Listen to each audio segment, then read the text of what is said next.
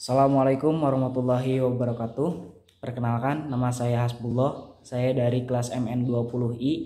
Di sini saya akan sedikit menjelaskan ulang mengenai materi bab 3, yaitu pengenalan istilah dan tujuan biaya.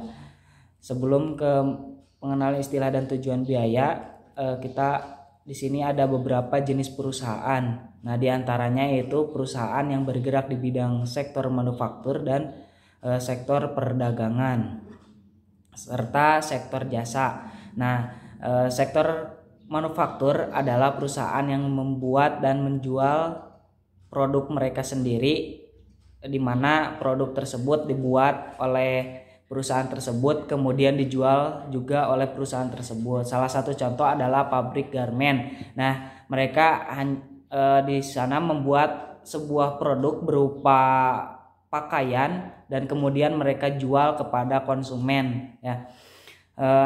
Beberapa akun yang ikut perhitung dalam perhitungan akuntansi biaya perusahaan manufaktur yaitu adalah harga pokok bahan baku, terus biaya tenaga kerja langsung, biaya overhead produksi, dan harga pokok penjualan.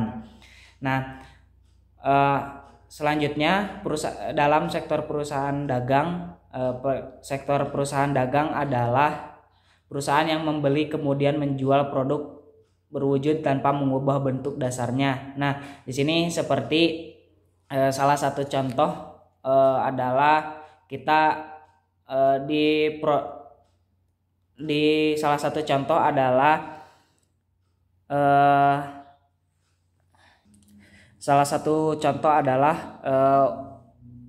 warung kelontong. Nah, di sana mereka hanya menjual produk-produk yang dibeli oleh mereka tanpa merubah produk yang mereka beli. Contohnya dia menjual kopi, minuman, makanan. Mereka hanya membeli dari sales-sales penjualan dan mereka menjualnya kembali tanpa merubah isi dan bentuk dari minuman-minuman atau makanan tersebut.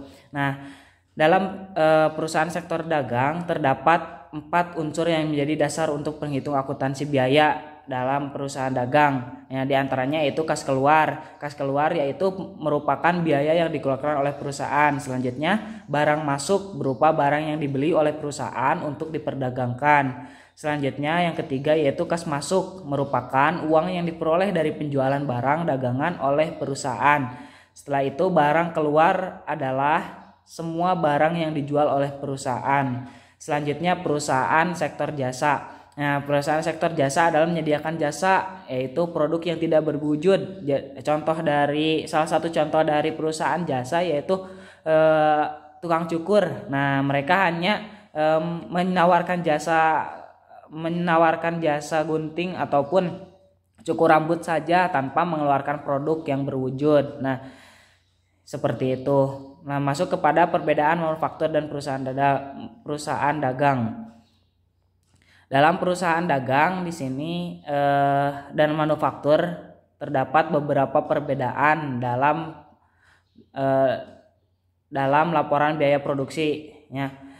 Di antaranya yaitu persediaan dalam neraca. Nah, di dalam neraca perusahaan dagang hanya terdapat satu rekening persediaan, yaitu persediaan barang dagang. Di dalam neraca perusahaan manufaktur, rekening persediaan meliputi persediaan bahan baku atau direct material, yaitu semua bahan yang dibentuk keseluruhan integral dari barang jadi dan dimasukkan dalam perhitungan biaya produk. Nah, selanjutnya persediaan barang penolong atau indirect material, yaitu semua bahan yang membantu penyelesaian suatu produk atau supply pabrik. Selanjutnya yang ketiga itu persediaan barang dalam proses atau work in process, yaitu barang-barang yang baru sebagian diselesaikan tetapi belum sepenuhnya selesai. Yang terakhir yaitu persediaan barang jadi atau finished good, yaitu barang yang sepenuhnya telah selesai diproduksi tetapi belum terjual. Selanjutnya perbedaan dalam laporan laba rugi, ya.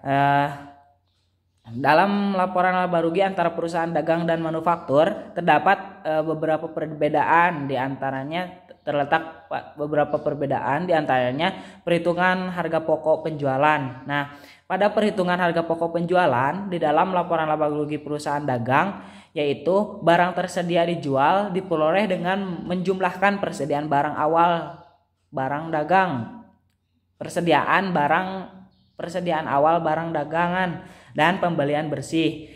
Namun selanjutnya dari perusahaan manufaktur, yaitu barang tersedia dijual diperoleh dengan menjumlahkan persediaan awal barang jadi dan harga pokok produksi. Nah, perbedaannya terletak pada perhitungan harga pokok penjualan antara perusahaan dagang dan manufaktur. Nah, perbedaannya terletak pada barang tersedia dijual. Kalau perusahaan dagang, barang tersedia dijual diperoleh dengan menjumlahkan persediaan awal barang dagangan dan pembelian bersih. Tetapi kalau manufaktur, yaitu barang tersedia dijual diperoleh dengan menjumlahkan persediaan awal barang jadi dan harga pokok produksi.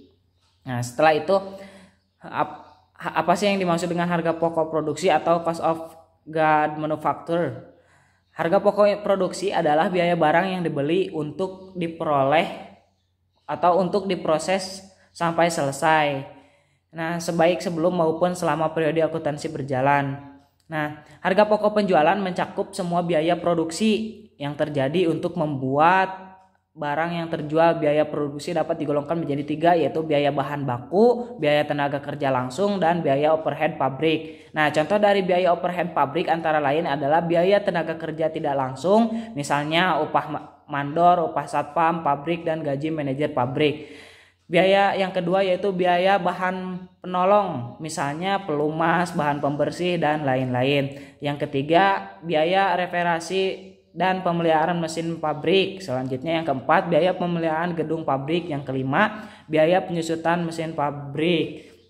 Dan yang selanjutnya itu perhitungan dan akumulasi biaya. Nah, yang dimaksud dengan perhitungan dan akumulasi biaya adalah biaya yang terjadi di bagian penjualan dan pemasaran atau bagian umum dan administrasi tidak digolongkan sebagai biaya produksi. Nah, karena biaya-biaya tersebut tidak dikeluarkan atau digunakan dalam proses produksi sehingga tidak termasuk ke dalam biaya overhead pabrik. Biaya yang terjadi di bagian penjualan dan pemasaran atau bagian umum yang administratif termasuk dalam biaya produksi atau period cost atau beban komersial atau commercial expense. Nah, mungkin hanya itu yang dapat saya sampaikan. Mohon maaf jika ada kekurangan dari saya mengenai penyampaian materi ataupun sedikit penyampaian yang kurang jelas gitu. Mohon maaf. Terima kasih. Wassalamualaikum warahmatullahi wabarakatuh.